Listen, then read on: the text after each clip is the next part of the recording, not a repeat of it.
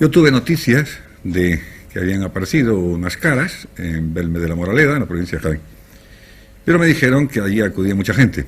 Y aun cuando siempre es conveniente coger estos fenómenos desde su comienzo, me hablaron de tales cantidades de personas, de tal muchedumbre, que dejé pasar los primeros meses, hasta que tuve ocasión de entrar en relación con el entonces gobernador civil de Jaén, el señor Ruiz de Gordoa. Interesa dejar claro si fue tu propia iniciativa o fue porque el gobernador civil de esa época te invitó, te pidió tu investigación en torno a las caras de Belmez. No, la iniciativa partió de mí. Lo que sucede es que al hablar con él en Jaén, al presentarme a él antes de iniciar la investigación, entonces él me pidió que la iniciara, que estaba muy interesado, incluso me dijo que elaborara un informe que luego él le daría su curso a las autoridades superiores, y así lo hice. Recuerdo que en aquella conversación donde me dio, como digo, toda clase de facilidades, llamó, incluso por teléfono, a las autoridades de Belmez diciéndole que se pusieran a mi disposición, cosa que desde entonces ha venido ocurriendo sin ninguna excepción. Yo, claro está, le pregunté en principio que cuál era su opinión. Entonces él me contestó que había hablado con las autoridades del pueblo y que, caso de que allí hubiese fraude, les pedía que este fraude se descubriera, porque realmente aquello pues empezaba ya a molestar. La prensa en principio fue sumamente favorable a este fenómeno, pero de la noche a la mañana, donde había dicho sí, dijo no. ¿Qué ocurrió entonces? ¿Qué sucedió? Precisamente este viraje de los medios informativos, de ciertos medios informativos, del que se hicieron eco los demás, este viraje de la noche a la mañana, sin intervalo alguno, fue lo que le hizo pensar al profesor Harvender de Friburgo que yo estaba ante la pista de un fenómeno paranormal que tal vez pudiera resultar sumamente importante.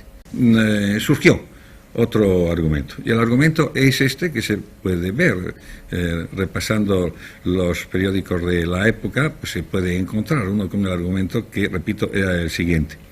Hemos pintado con sales de plata en el laboratorio sobre una superficie de cemento y hemos visto que esa superficie así pintada se oscurecía por la acción de la luz. Entonces concluía que así era como habían sido pintadas las caras de Belmez. Claro, no, esto no concluye nada, esto no quiere decir nada, porque el hecho de que las sales de plata se oscurezcan ante la acción de la luz, eso ocurre en Sebastopol, en Belmez y en todos los sitios donde haya luz.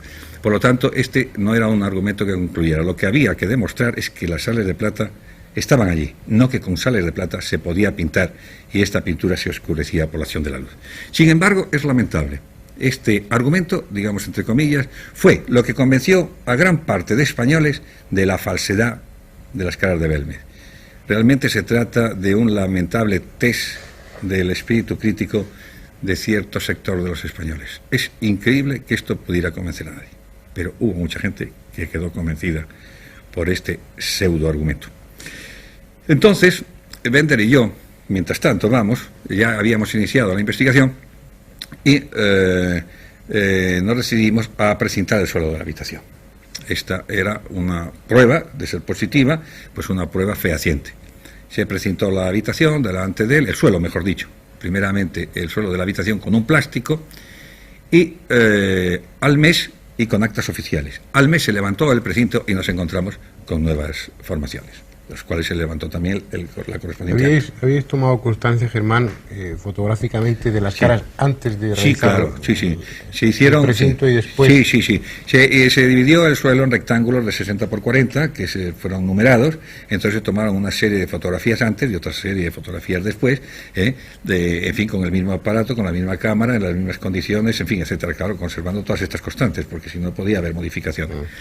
Entonces se levantó un acta donde hay constancia, en fin, de que realmente pues allí no solamente había habido modificaciones, sino también nuevas formaciones. Nuevas formaciones. Sí. Pero, ¿qué posibilidades hay con ese rigor, con ese método que se utilizó, de que se hubiera falseado el resultado?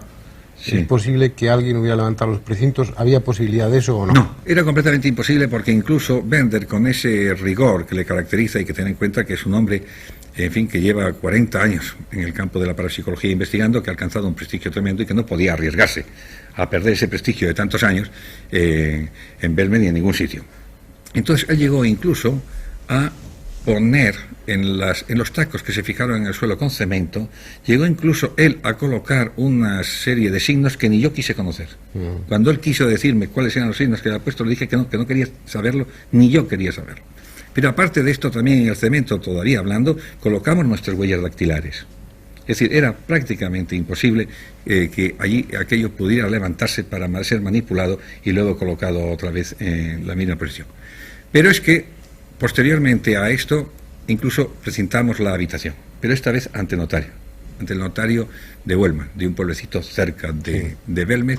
Estuvo la habitación precintada y al cabo de un mes volvió el profesor Bender, vino también un equipo de la televisión alemana, se levantaron al precinto y nos convencimos de que realmente allí también se habían producido modificaciones. En este caso también habéis obtenido fotografías exactamente igual. Y luego posteriores. Sí, se hicieron una serie de fotografías antes y después del precintado.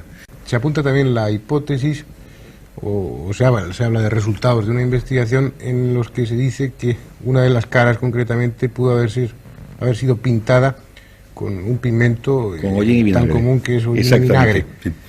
Bueno, esto es natural y lo que me extraña es que en ese análisis no apareciera también pues sal y restos orgánicos de comida, porque precisamente esa cara que se recortó y que se empotró en la pared, que aparece coloreada, es una cara que surgió en el lugar donde se guisa. Y que se sabe que está ahí hollín y restos orgánicos como natural.